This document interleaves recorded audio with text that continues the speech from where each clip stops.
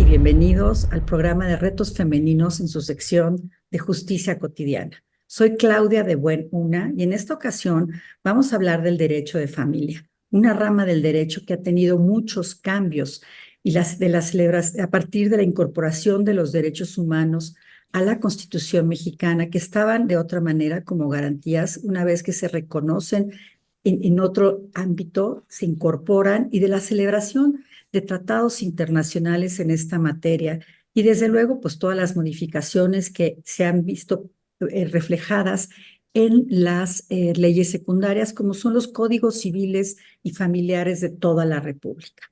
Yo no creo que exista un mejor candidato para ser entrevistado que el magistrado de la Segunda Sala Familiar del Tribunal Superior de Justicia de la Ciudad de México, el maestro Óscar Gregorio Cervera, quien además tuve la enorme suerte de que me diera clases en la maestría de Derecho de Familia. Y bueno, lo he tratado como autoridad judicial, lo he tratado como conferencista, siempre está dispuesto a colaborar en la difusión de la cultura. El magistrado Óscar Cervera es egresado de la Universidad de Yucatán y cursó la maestría de Derecho de Familia en el Instituto de Ciencias Jurídicas de Estudios Superiores. Es juez de enlace mexicano en materia de restitución internacional ante la Conferencia de La Haya y es impulsor de la Red de Jueces para la Protección de la Niñez. Sé, querido magistrado, que usted tiene muchas ocupaciones y de verdad le agradecemos de a nombre de Retos Femeninos y en lo personal, tomarse el tiempo para hablar con nuestra audiencia sobre un tema fundamental que a todas y todos nos interesa, y es el derecho de familia y la perspectiva judicial del derecho de familia. En esta materia, señores y señoras, se conocen temas inherentes a la familia, desde luego, como es la paternidad, la filiación, el matrimonio, el concubinato, divorcio, pensiones alimenticias, sucesiones, adopciones, pero todo esto está vinculado con dos instituciones bien importantes, que son la patria potestad y la guarda y custodia. Yo le quisiera pedir, señor magistrado, bueno, primero darle la bienvenida otra vez, si nos pudiera platicar un poco de estos dos temas. ¿Y cuáles son las diferencias? Porque la gente suele confundirlas. Muchas gracias. Al contrario, muchas gracias a ti, mi querida amiga Claudia, y a la oportunidad que me das de dirigirme a los ciudadanos, porque en muchas ocasiones las partes cuando comparecen en un procedimiento no saben exactamente qué esperar. Entonces, esta pregunta que me estás haciendo para mí es de suma importancia, porque normalmente cuando uno comparece a un juicio, comparece en ejercicio de sus derechos. Pero cuando tenemos que hablar de qué es la patria potestad como una institución jurídica, entonces ya tenemos que ver si es un derecho o si es una obligación. Entonces, como bien decías en un principio, México ha firmado muchos convenios internacionales. Uno de esos convenios internacionales es la Convención de los Derechos del Niño. Esa convención establece en su artículo tercero cuáles son los derechos de la infancia y su preferencia, que eso es muy importante. Y nuestra constitución fue modificada, como bien dijiste, en el año 2011 y se incorporaron al artículo primero de la Constitución mexicana los derechos humanos contenidos en los convenios internacionales y en los tratados internacionales que hemos firmado. La Convención de los Derechos del Niño es un tratado internacional y esa convención dice que los estados están obligados a que las instituciones públicas o privadas de bienestar social, los tribunales, las autoridades administrativas o los órganos legislativos siempre deberán de tomar en sus decisiones el interés superior del menor como parte de una política pública. Entonces ya de entrada nos dicen, no solamente son los jueces, también son los legisladores, también son los órganos administrativos, no solamente los órganos jurisdiccionales. Exacto. Entonces, esto es importante porque al ser una institución ya participa el Estado. Y el Estado recibe o recepta, como dicen los juristas, esta obligación en el artículo cuarto constitucional. Entonces, en el cuarto constitucional, párrafo noveno y siguientes, establece que es una responsabilidad, el interés superior del menor y el cuidado de los menores es una responsabilidad social Es una responsabilidad de los ascendientes y eso incluye a los padres, a los abuelos, a los tíos. Así es. Y es una responsabilidad de la sociedad, o sea, la sociedad está vigilante de que esto se cumpla y también es una responsabilidad del Estado. Por eso se hace como en la definición de patria potestad, es una institución. O sea, esa institución, ¿qué es lo que genera? Pues genera obligaciones, básicamente. O sea, no derechos, obligaciones. Entonces, tú me pides que yo haga una aclaración entre patria potestad y entre guardia y custodia. Entonces, entremos pues a ver qué es la patria potestad bajo la lógica de los convenios internacionales ya incorporados a nuestra norma constitucional y desarrollados en la Ley General de Protección de los Derechos de las Niñas, Niños y Adolescentes, que es una ley de hace 10 años, de diciembre de 2014, en donde se incorporaron muchos temas de nivel internacional, pero estos se pueden traducir en que la patria potestad es una institución, porque interviene el Estado, de interés público que regula las relaciones entre padres e hijos mientras estos no han alcanzado la mayoría de edad. La patria potestad es la institución que se deriva de la filiación. Este es un primer punto que debemos tener. Es de padres a hijos, de abuelos a nietos, de abuelos a padres y a nietos, de tíos a sobrinos, para que nos vaya quedando claro. Ujú. Y consiste en el conjunto de facultades y obligaciones, no dice derechos. O sea, básicamente tienes estos deberes y tienes estas obligaciones que la ley les impone a los ascendientes respecto a la persona y a los bienes de sus descendientes. Así es. Porque sabemos que hay una parte de obligaciones que tienen que ver con crianza, pero también hay una parte de obligaciones que tienen que ver con administración de bienes, porque a lo mejor el menor tiene bienes, o a lo mejor el menor es un artista, es una persona pública, es una ¿Heredó? persona que tiene ingresos, y entonces mamá y papá deben de participar, bueno, están obligados a tomar la responsabilidad de esa administración. Vamos Ujú. a diferenciarlo de lo que es la guardia y custodia, porque entonces la patria potestad es la gran figura, la figura universal, la que Exactamente. contiene los deberes, la que contiene las obligaciones y la que está tutelada constitucionalmente y forma parte de una institución del Estado que debe ser vigilada. La guardia y custodia es una fracción, una parte que deriva de la patria potestad y que consiste en también derechos y obligaciones que tienen los padres en relación al cumplimiento de las obligaciones de crianza, cuidados, atenciones, alimentos y educación de sus hijos menores, niñas, niños o adolescentes, siempre velando por su desarrollo integral y por lo que se ha dado en llamar el libre desarrollo de su personalidad. ¿Esto qué quiere decir? Es una parte más reducida, pero es la parte del contacto, la parte del cuidado, la parte real donde si mamá es la cuidadora primaria o si papá es el cuidador primario, se tiene que hacer cargo de todas estas condiciones y de todas estas situaciones. Cuando pensamos en una pareja que vive junta, o sea, en un matrimonio o en un concubinato, o simplemente en una pareja que vive junta y tiene a sus hijos y los atiende, esto se da de manera natural. El conflicto surge cuando hay una desavenencia en la pareja, cuando el proyecto de vida que se tuvo, cuando se contrajo matrimonio o cuando nos unimos en concubinato, eh, cambia, se fractura, se fisura primero y después termina fracturado, cada quien toma su camino. Eso no implica que dejes de tener las obligaciones, sigues teniendo las obligaciones. Y probablemente la parte más difícil de explicar cuando estamos en un litigio es cuando te dicen, es que yo tengo derecho de ver a mi hijo. No, señor, usted no tiene derecho de ver a su hijo. Su hijo tiene Bien. derecho de verle a usted sí y solo sí le quiere ver.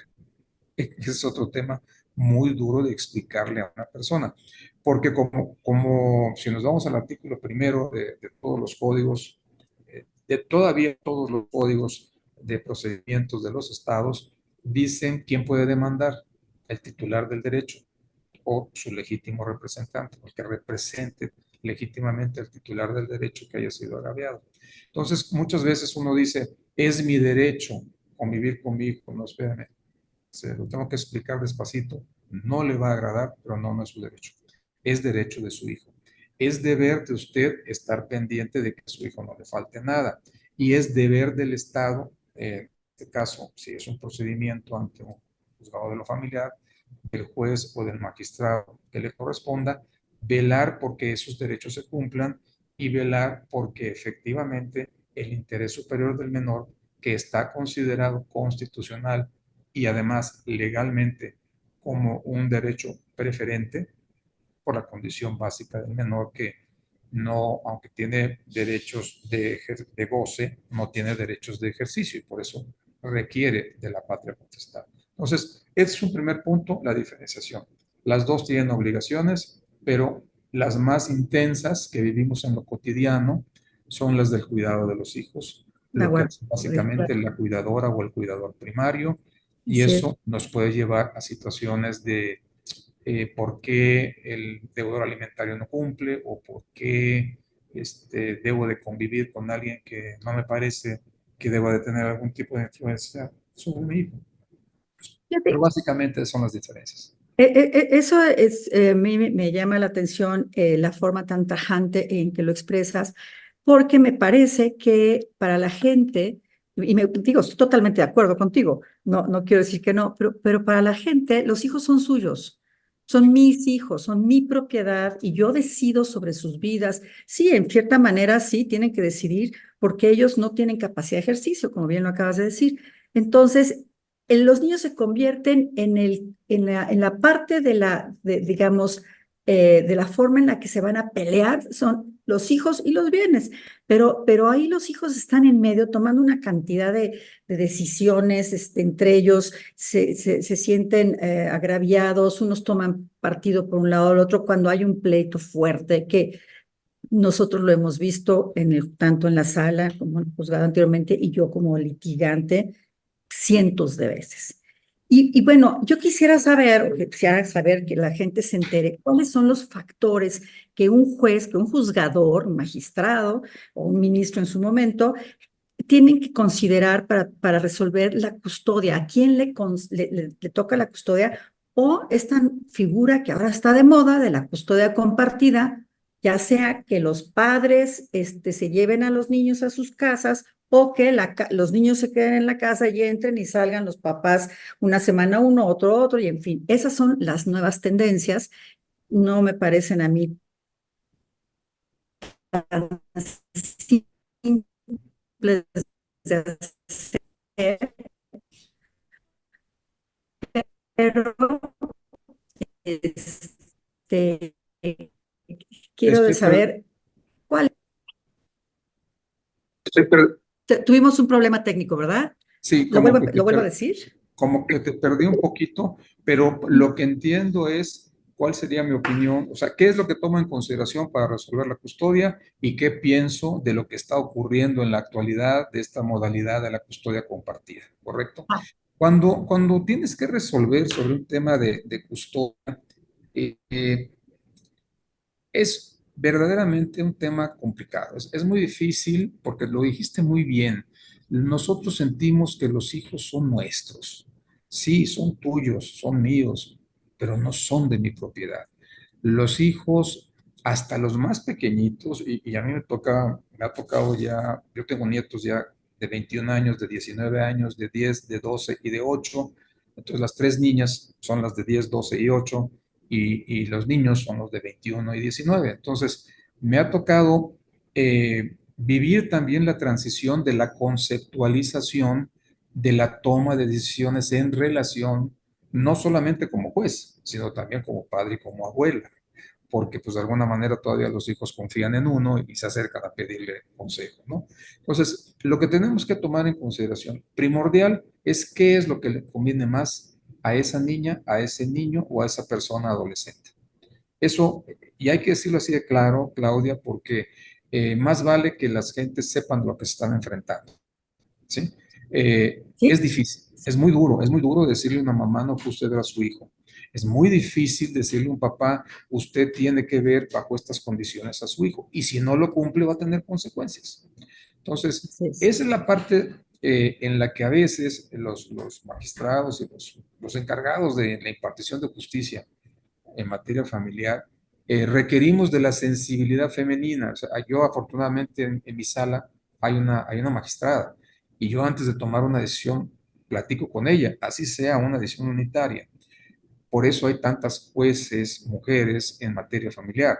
¿Por qué? Porque la tendencia debe ser esa, a tener el toque femenino en el momento del dictado de la resolución, porque nadie más que una madre sabe lo que duele no ver a un hijo o no tener a un hijo, o tener que trabajar para que ese hijo salga adelante y además tener que trabajar para que ella salga adelante. Entonces, es clarísimo que no se ha hecho una reflexión intensa y adecuada en relación con lo que significa para una esposa, para una madre, trabajar en casa y trabajar fuera de casa para producir y complementar el dinero que gana el proveedor, que es el padre o el Ujú. esposo. A mí me pasó en mi vida, y lo digo con toda tranquilidad y transparencia, mi esposa también es abogada, ha desempeñado muy buenos puestos, ya se jubiló, pero hubo momentos en los que yo no tenía trabajo y yo no tenía ingresos y ella era la que me complementaba. Pero los hombres, y lo digo también con todo respeto, porque allá hay todo un cambio en esta circunstancia, los hombres nos sentimos los proveedores, los diseñados para salir y generar ingresos, pero cuando llegamos no lavamos un plato, ¿sí? Entonces, no somos colaboradores con las labores del hogar y las labores del hogar son agotadoras. Todavía dicen, te ayudo, digo, y yo les contesto, bueno, no me ayudas a mí, es una obligación de los dos, es nuestra, Exacto, tenemos que compartir, exacto.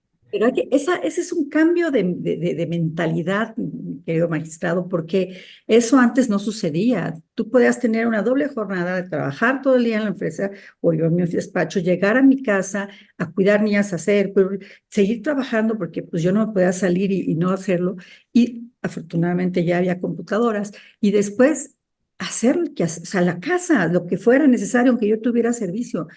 Eso no se manejan solas, ¿no? Entonces Claro, era complicado porque cosas sencillas como, a ver, oye, esto está así, esto está asado y todo de buen humor. claro. La verdad, y lo confieso, muchas veces no sabemos cómo opera la lavadora. No No, sabemos. bueno, O sí, cómo opera la secadora. Hemos tenido que aprender, yo soy parte de una generación que ha tenido que aprender.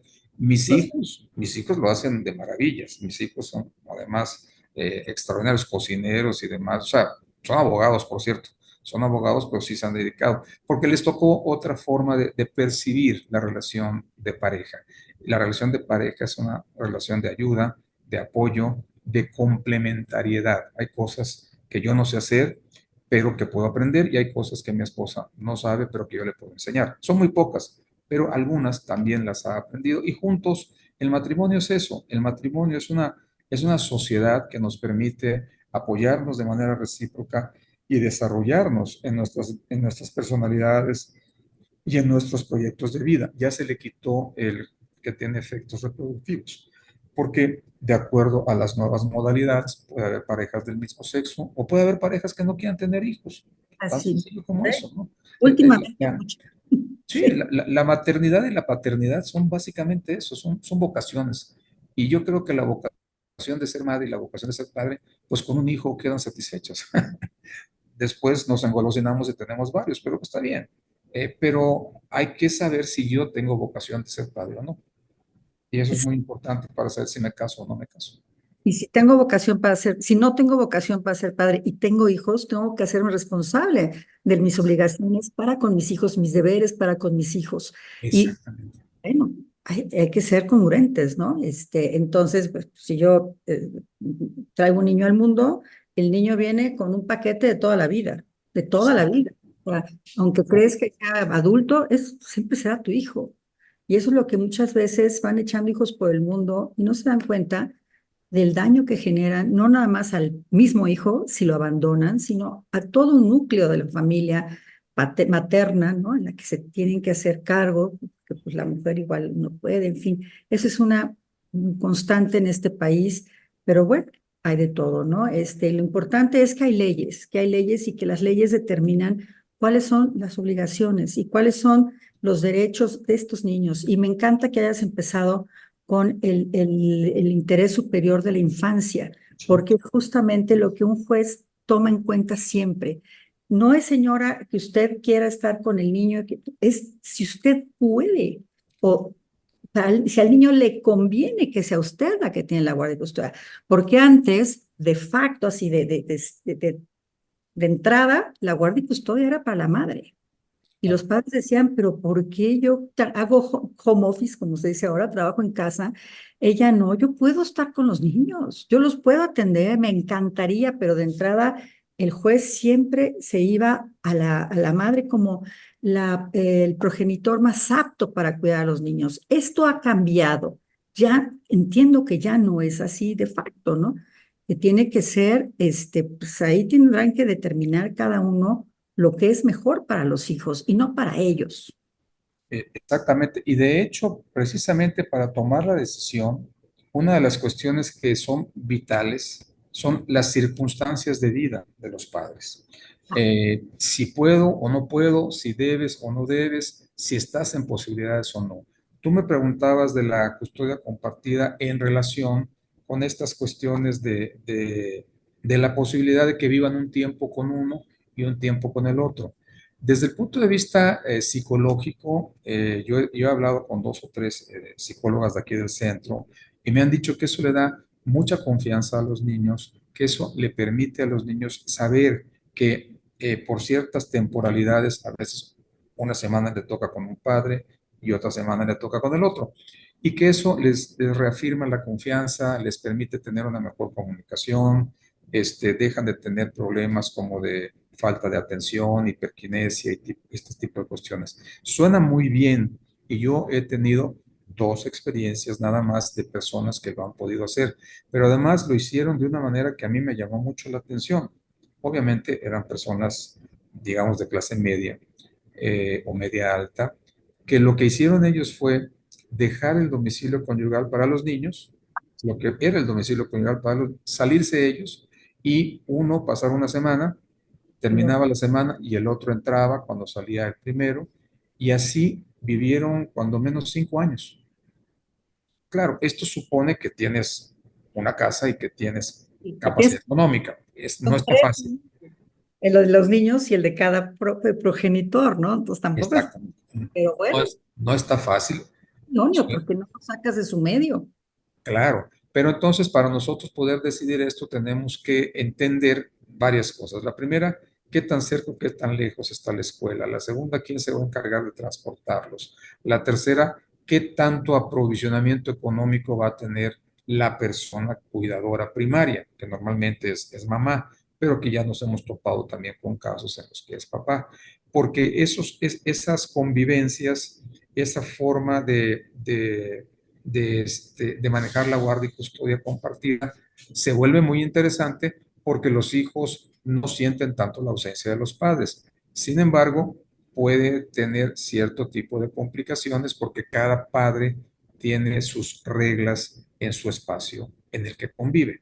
Eso es cierto. Entonces, ahí también los papás tenemos que ser más pragmáticos, sentarnos a platicar y llegar a conclusiones en las que, si bien es cierto que mi ex esposa y yo tuvimos un problema y decidimos separarnos, lo cierto es que tengo una ex esposa, pero nunca voy a tener un ex hijo. O sea, mi hijo siempre va a ser mi hijo, nunca va a tomar la categoría de ex hijo, o sea, ya no es, no, siempre va a ser como dijiste hace un momento. Entonces, la invitación que les hacemos normalmente es a reflexionar sobre el punto de qué es mejor para el niño, para la niña, para la persona adolescente, qué es lo que usted realmente puede hacer, porque tampoco le voy a pedir que se divida en 1000 partes, señora, porque no conviene, porque si yo le hago a usted la vida imposible, usted va a tener problemas y dificultades para relacionarse con su hijo y seguramente va a tener dificultades con su expareja. Lo mismo platicamos con la expareja y tratamos de conciliar. Muchas veces los llamamos, los invitamos para que nos digan en presencia de sus abogados, díganme por favor qué es lo que usted puede, qué es lo que a usted le conviene y de esa manera lo fijamos. Y evitamos, Claudia, que el tema de los hijos se convierta en una moneda de cambio para obtener algún beneficio. Eso es lo que siempre tratamos de evitar. Aclaro, no siempre lo conseguimos, ¿eh? También hay que decirlo con toda franqueza, Lo pero eso es sé. lo que buscamos, un acuerdo entre partes. Así es, fíjate que me voy a adelantar a un tema que quería tocar contigo, que es la mediación como la solución de estos conflictos. A mí me ha ido muy bien, digamos, en el sentido de haber logrado que parejas que están completamente enojadas en un pleito fuerte, se puedan sentar, yo como mediadora, que soy mediadora hace varios años, y puedan tener la capacidad de dialogar sobre temas que son los más importantes, que son los hijos.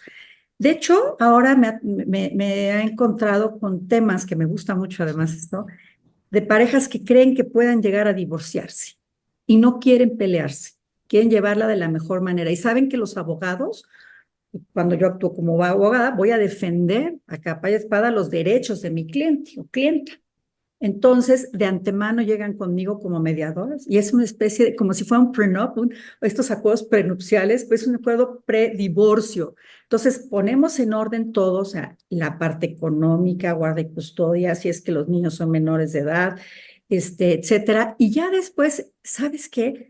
Es como que se desinfla el globo de la tensión que hay entre ellos, porque ella dice, bueno, yo ya estoy tranquila, ya tengo un convenio de mediación elevado a cosa juzgada que determina que en caso de divorcio me toca esto y los niños estarán conmigo y yo me quedo en la casa o me voy a otra casa que me van a, lo que sea. Y eso ha funcionado muy bien y a ustedes como jueces pues les quita mucha chamba porque nada más llega el momento del divorcio, si es que llega, porque a veces ya no llega. Y el momento del divorcio será exclusivamente la disolución de la sociedad conyugal, digo, perdón, del El matrimonio. vínculo. Pues Ujú. ya llegaron a todos los convenios y se le exhibe al juez. Aquí está, claro, el juez se supone que no tiene que intervenir en el contenido porque ya está sancionado por el propio tribunal a través del Centro de Justicia, pero normalmente te dice, oye, a ver, esto, ¿por qué no me lo aclaras? O cualquier cosa que no debería, pero bueno, lo hace de buena fe y no tenemos problema en que así sea.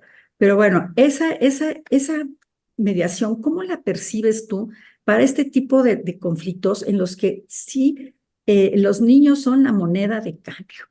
Y eso es, yo no sé, no te puedo hablar de porcentajes, pero es más de de la mitad de los casos. No, yo creo que el centro de mediación fue un gran acierto, un gran Gran. acierto. Y después abrirlo a la capacitación y certificación de mediadores en la Ciudad Sí, de México, que yo estimo que ha de haber alrededor de 500, si mal no sí. recuerdo, o quizá un poco más. Ujú. Es también fabuloso. ¿Por qué? Porque algunas personas, muy al principio, yo estuve dentro del proyecto al inicio, lo impulsé cuando el doctor Edgar Elías era el presidente, eh, y había algunas gentes que decían, no, es que lo que estás haciendo es privatizar la impartición de justicia.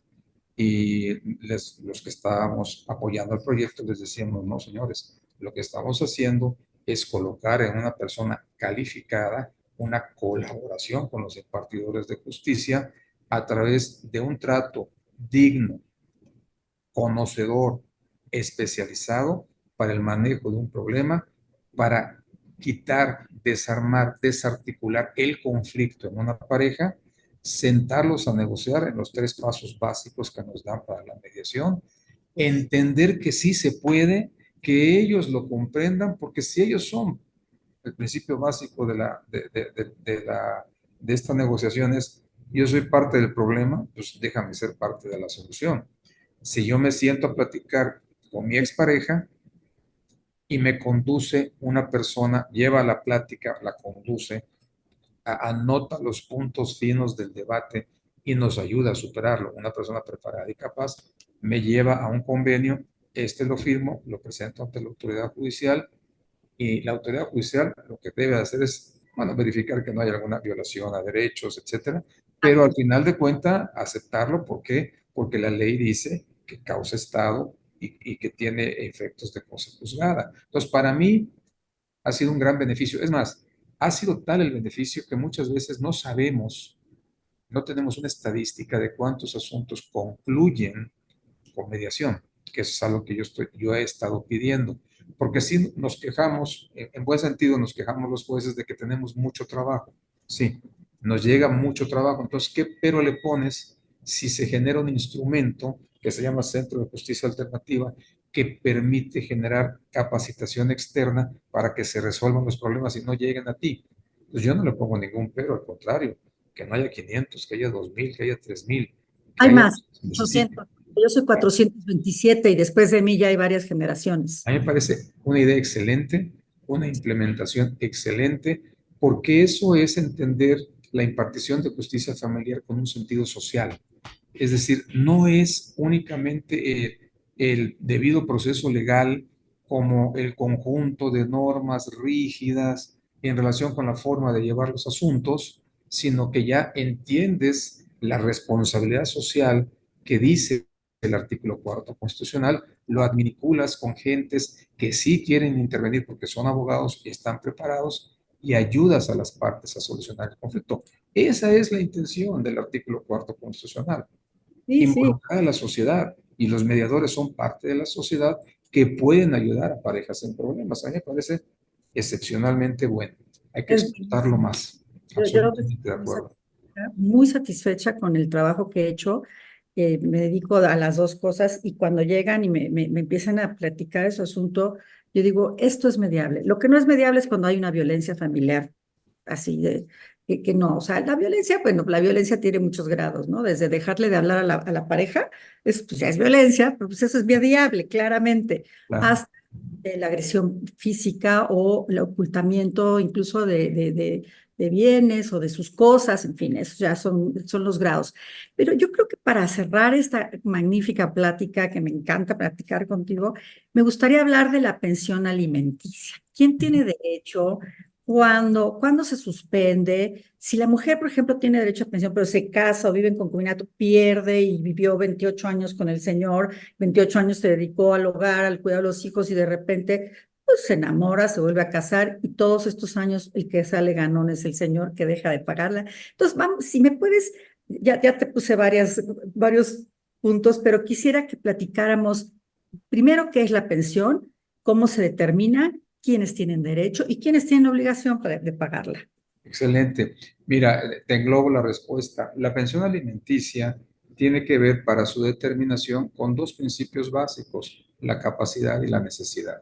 O sea, normalmente cuando se presenta la solicitud, se presenta también con un listado de gastos que esto orienta mucho al juez para ver cuáles son las necesidades de la persona acreedora que está haciendo su planteamiento, y con base en esto y en las investigaciones elementales que hacemos de verificar que sean los precios, que sean lo que se necesita para uno, dos o n número de miembros de la familia, se fija una provisional. Después se emplaza, contestan, dan todos sus argumentos y obtenemos mejores informaciones y ya podemos fijar una pensión definitiva. Pero el tema es, uno, la necesidad, y dos, la posibilidad, en base al principio de proporcionalidad. Esto es algo que está definido por la Suprema Corte de Justicia. Así definido, hay un artículo expreso del Código, creo que es el artículo 311, que dice que se incrementará anualmente en los mismos términos que se incrementa el salario mínimo. Hay muchos caballeros que con los incrementos del salario mínimo que hubo en los 2 años se están quejando porque dicen, oiga, ya no me alcanza. Y eso también está previsto en la ley. En la ley dice que si el deudor alimentario demuestra que su salario no se incrementó en la misma forma que el salario mínimo, podrá plantear un incidente y podrá decir, discúlpeme, yo gano tanto, el salario se incrementó en tanto, mi pensión es de tanto, no la puedo subir más que a tanto. Entonces, el juez hará una ponderación, una valoración, si se lo acreditan, y tomará la decisión conducente. A mí me parece que la parte más delicada es en el divorcio, después de estar muchos años de casados, cuando la parte acreedora se dedicó específicamente a las labores del hogar.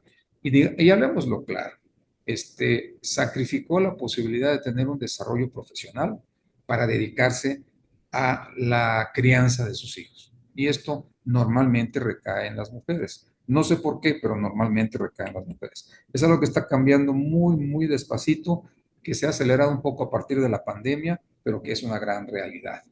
Entonces, el coworking y el trabajo desde casa le ha permitido a los varones darnos cuenta, nos ha permitido que hay muchas cosas que hay que hacer en casa para que la casa esté bien, para que los hijos estén bien. Pero si además el señor trabaja en casa y los hijos tenían escuela a distancia, pues la mamá se volvía loca o corría el riesgo de volverse. Entonces, francamente, esto suavizó mucho las relaciones, nos enseñó, educó al sector masculino de la población.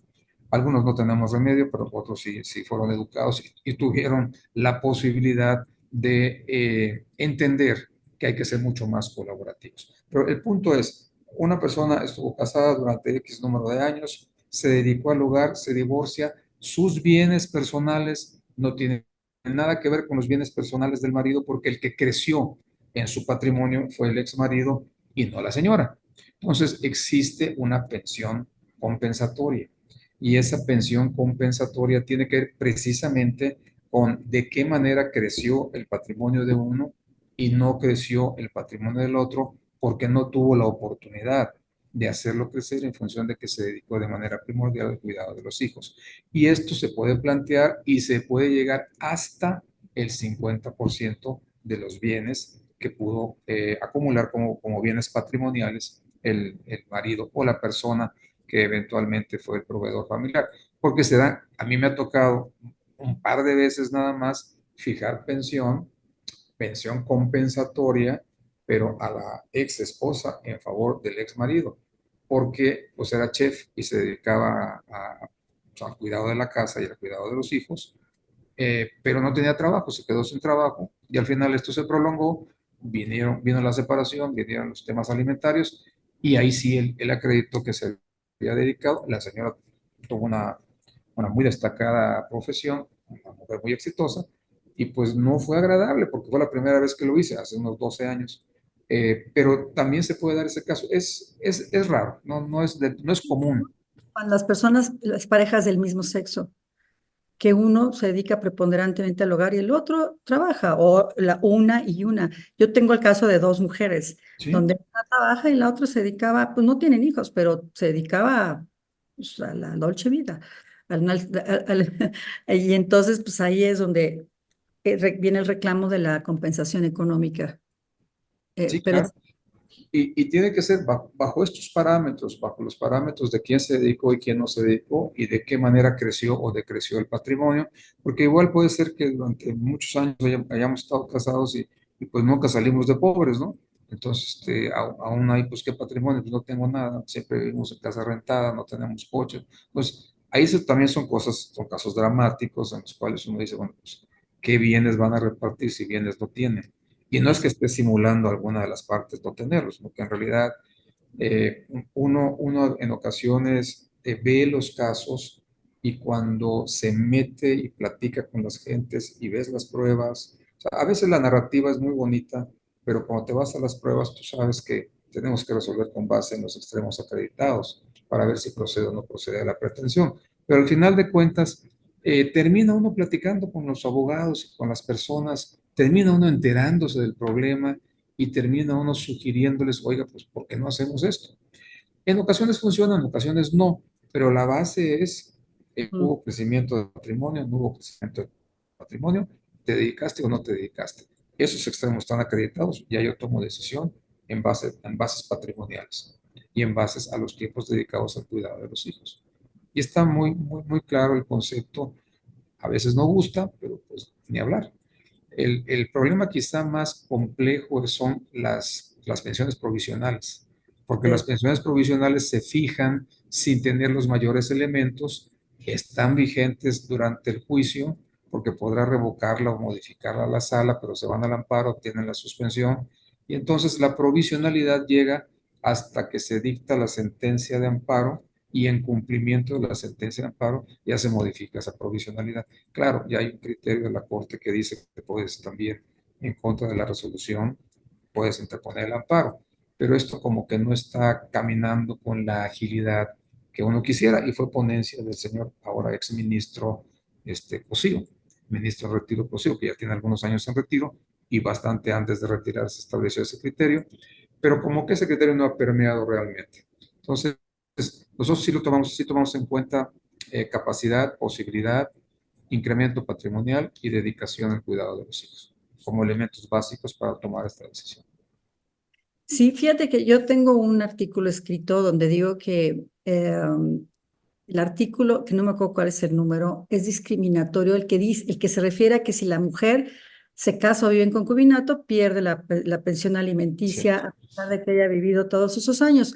Y yo en ese artículo lo que hago es señalar que esta pensión es el pago de todos estos años y no es una ayuda a futuro. O sea, como uno lo vea, la forma en la que uno lo interprete, de ahí depende si el derecho subsiste a pesar de que se case o no o que vive en concubinato.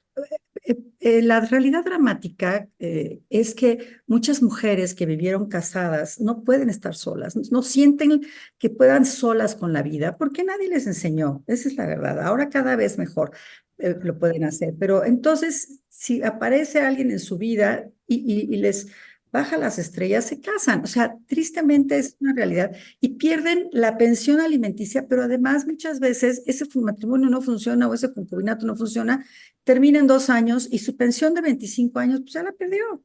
¿Y quién es el que gana? Pues el acreedor, ¿no? Digo, el deudor es el que dice, ay, qué bueno, ya se casó, ya me quita esta bronca de encima. Y a ella se encuentra, de verdad, sola, con dos separaciones dolorosas y además sin ninguna capacidad, posibilidad de llegar a lograr una economía satisfactoria porque no ha trabajado durante muchos años. Yo creo que ahí la ley tendría que darle al juez la capacidad, la facultad, la posibilidad de que defina caso por caso, porque sí es muy injusto que pierda la pensión porque se une en concubinato, cuando él igual ya tiene hasta hijos con otra persona, ¿me explico? Pero ella no puede, ella no se puede volver a casar, ella no puede rehacer su vida porque pierde su sostén económico y se convierte nuevamente, ahora ya vivía él era su sostén, ahora se va a tener que buscar otro sostén, en lugar de tratar de que ella tenga esa tranquilidad y pueda empezar a trabajar o a desarrollarse personalmente sin la necesidad, sin estar preocupada de qué va a comer ese día. Eso para mí me parece que eso es algo que se tendría que modificar en el Código Civil y se tendría que decir la pensión, se case o no se case, ya se la ganó por todos estos años. Vamos a Sí, sí. ver. Yo creo que ahí, Claudia, nos ayudaría mucho la diferencia entre el derecho adquirido y la expectativa del derecho. Yo tengo derecho a una pensión por 28, en el ejemplo que pusimos, por 28 años de haber estado casado con esta persona. Lo que yo haga después es otro tema, porque no me estás dando una pensión. O sea, aquí yo establecería una diferencia entre una pensión compensatoria que tiene la lógica de reparar, compensar el tiempo que estuve dedicado al hogar o dedicada al hogar para el cuidado de mis hijos, a la pensión alimenticia, que es la que pido en el divorcio como consecuencia del divorcio. Entonces son dos situaciones jurídicas distintas. Me parece que la pensión alimenticia sí se debe de perder cuando se termine el concubinato o perdón, cuando entres en concubinato o cuando te vuelvas a casar. Pero la compensatoria, ¿por qué? La compensatoria tiene el efecto de un derecho adquirido, digamos que me estás pagando en dinero por el mismo periodo de tiempo que estuvimos casados, lo que fue mi trabajo productivo. O sea, es una compra, es un pago de un trabajo productivo que me lo estás haciendo mucho tiempo después. Y me lo estás haciendo en abonos y me lo estás pagando sin intereses. O sea, yo creo que aquí tenemos que reconceptualizar lo que es una pensión compensatoria de lo que es una pensión alimenticia. Yo estoy de acuerdo en que la pensión alimenticia se pierde si te vuelves a casar, si te vuelves a unir en concubinato. Pues la compensatoria, ¿por qué? Entonces, creo que hay un principio de inconvencionalidad, creo que hay un principio de desprotección a la parte que realmente ya en estas circunstancias, porque esto ya, y ya estoy pensando que si estuve casado 28 años y me casé a los 25, pues ya soy una persona muy cercana a la tercera edad, que ya tengo achaques, que ya tengo dolores, que ya necesito ir al médico, y estando en la etapa más compleja de mi vida, sin ser una persona productiva, me quitas, el Estado me quita aquello que me puede dar la tranquilidad para vivir. Entonces, yo creo que tiene mucha lógica tu inquietud y tendríamos que establecer esa diferencia. Una cosa es mi derecho adquirido y otra cosa es mi expectativa de derecho.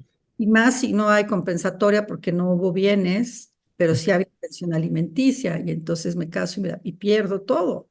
Me quedo Claro, sin claro. nada. Y ahí es donde Yo creo creo que que ahí sí los legisladores tienen que hacer una pausa, hacer una reflexión y en lugar de llenarnos de leyes y de nuevos códigos y de cuestiones que no están siendo, que no están respondiendo a las necesidades sociales, tendrían que tener un acercamiento con la sociedad, con las barras de abogados, con los colegios, con las universidades, para que se sensibilicen en qué está pasando con la familia, porque querramos o no, es la red primaria de protección de todos.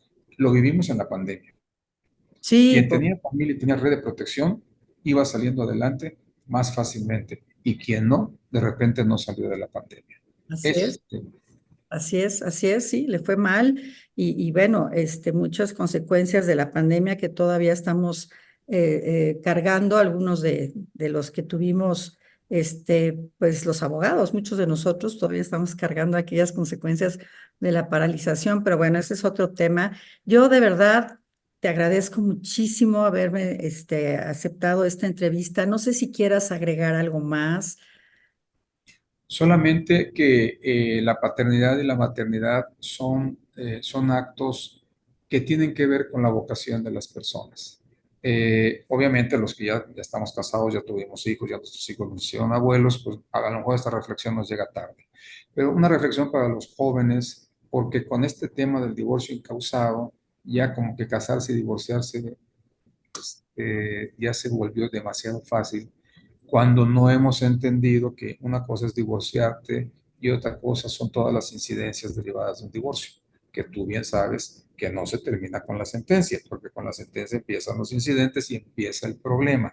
Una cosa es que se disuelve el vínculo y quedes en posibilidad de contraer nuevo matrimonio al día siguiente si quieres, y otra cosa es que realmente todas las condiciones incidentales hayan quedado resueltas. Entonces, no nos simplificó, nos complicó la vida, pero la expectativa de me puedo casar hoy y divorciarme en un año es algo que debemos de trabajar como sociedad porque el matrimonio es una institución muy seria, es una institución que ha permitido que haya sociedad y la sociedad ha permitido que haya desarrollo y que tengamos todas las comodidades y todos los derechos que actualmente tenemos. Entonces, la reflexión sería esa. Ojalá y pudiéramos a través de nuestras charlas y de nuestras participaciones en la academia, con sus propios clientes, en mi caso con los justiciables, hacerles reflexionar acerca de la seriedad del matrimonio. Puede ser homoparental, puede ser entre hombres, entre mujeres, entre hombres y mujeres, no tengo problema. Me da mucha inquietud, lo digo nada más así, el poliamor y la posibilidad de 4, 5 o 6 personas que contraigamos matrimonio, porque eso me parece que ya es un tema que en lugar de abonar a una relación de pareja, abona a una relación de conflicto. Pero bueno, eso es una opinión muy personal que puede estar equivocada, pero eso sí me llama la atención como un elemento que continuaría generando una disolución del matrimonio. Eso es, Sí, me parece que ese podría ser otro tema muy interesante, sí, invitar inclusive a alguna especialista o hombre o mujer, da igual, que tenga esta capacidad de ver cuáles son las consecuencias, digamos, psicológicas de la familia en el temas de poliamor. Y yo después quisiera buscarte nuevamente para hablar de todos los temas de la sustracción de menores, que es un tema también bien delicado con, ahora todas estas redes de Tinder y no sé cómo se llaman, pero que tienen matrimonios se dan relaciones entre gentes de diferentes países y ujú, entonces optan por llevarse a los niños, ¿no? Al país y desaparecen y se esconden o no se esconden, pero creen que ese es su derecho y, en fin, ese es otro tema que me encantaría hablar de la sustracción de menores en un futuro programa, si me lo permites. con mucho gusto, Muchísimo. cuando tú digas. Acuérdate que aquí, además de ser juez de enlace, tenemos la red de protección a la infancia la Red Judicial de Protección a la Infancia, que este año cumple 15 años de su fundación y operación. Y vaya, a mí me ha tocado los 15 años como juez de enlace resolver esos temas y estar en la conferencia de La Haya con esos temas. Con Es mucho gusto. algo que tenemos que dar a conocer a la gente y te agradezco enormemente. Muchas gracias a ustedes también por estar con nosotros en este nuevo programa. Mis redes son @clausdebuen en X y no sé si tienes tú alguna red que quisieras dar a conocer al público para, Yo, ajá, en Twitter o algo. No, no, supongo. no, eh, tengo un correo electrónico institucional que no me lo sé, pero, pero No, sí, es fácil, pero y también mi correo electrónico, Claudia sí, de si te lo arroba. mandan a ti y me lo reenvías, yo con mucho gusto, cualquier duda, pregunta, sugerencia, encantado, encantado. E institucionalmente, bueno, pues según la sala familiar, me tienen a sus órdenes, porque Ahí yo sí recibo a pues, justiciables que tengan alguna duda, con mucho gusto. sí, lo sé y eso es de reconocerse. Muchas gracias y gracias a ustedes también, sobre todo porque hacen posible este programa. Gracias.